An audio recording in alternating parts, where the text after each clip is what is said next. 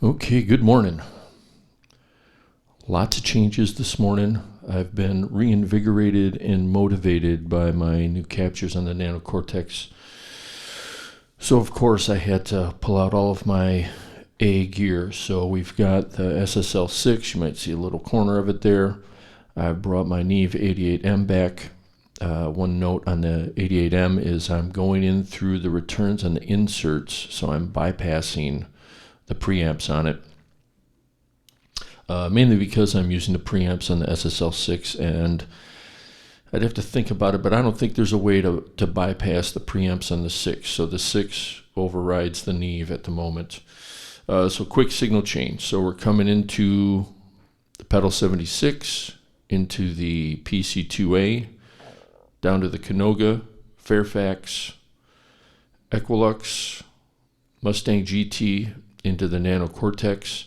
I had to do a little learning today, setting up expression for volume. It's hidden in one of the pre-effects blocks, but it works just fine. It was easy to set up once I knew where it was. You can do linear or audio taper, and for me, I prefer linear. Going out of the Nano Cortex, and one thing to note about the Nano Cortex, and I don't know if I can comment on this in regards to, like the Tonex and some of the other capture devices, but to my knowledge, the Iridium, the IR200, the GT1000 Core, I'm trying to think of all of the modelers I've used, none of those have balanced outs. But the Nano Cortex does, or at least, my goodness, I need to go back and look. But I'm pretty sure they're balanced outs. So I'm going out of the Nano Cortex into channel 1 on the SSL SiX. I'm sending the Q send number 2 out to the trio, which then is one side splitting off into channel 2, which is the bass and drums on the SSL SiX. And the other side is coming down to the Intelligent Harmony machine, Mood, Zoya, Olivera, Nocturne, into channels, stereo channel 3 and 4 onto the SSL SiX. I am using the bus compression, and then the only thing I did, because of the way I have the trio like this, is I don't have I suppose I could figure out how to do it, but I don't have something ready to just plop in here as a reverb after the trio for the bass and the drums. So on the back end, I added the Sonable Pure Reverb in, and there's just a little bit, you might even hear it on my voice, but just to give it a little bit of its own space so it's not just dry. The other thing to remember about this setup with the SSL SiX, and this is one of the really nice things, is I have my entire front end through the Nano Cortex into channel 1, which means that I've got a pure kind of, I don't want to say just a clean tone, because this is so that's my Morgan PR5 capture I did yesterday, the clean, and then this is the Morgan PR5 capture from yesterday, dirty. It's incredible sounding. But I'm able to blend just a dry along with the wet, and it fills it out nicely. And this is one of those things that I say, for instance, latency in a general way is brought up as if it's a dirty word, but in a situation like this, you can leverage your latency. So because I'm sending the signal from channel 1 through all this stuff here, there is a little latency created, but that gives it a little bit of depth when you mix it. So let me mute the wet channel. So this is just straight. That's all I've got mixed in there.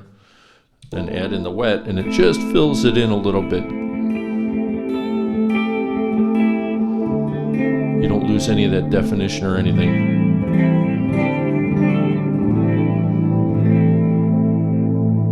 Which is very cool. So there you go, quick signal chain. Let's do a jam.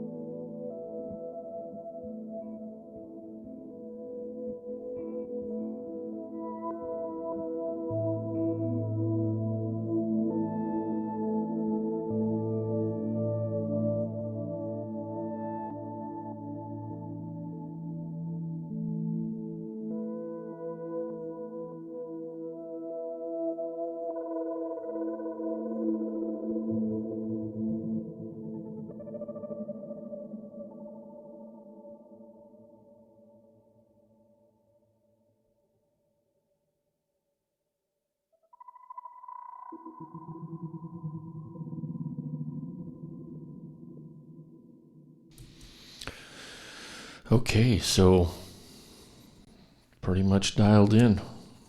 Pulled it all together kind of from scratch, but this is stuff I've all used before.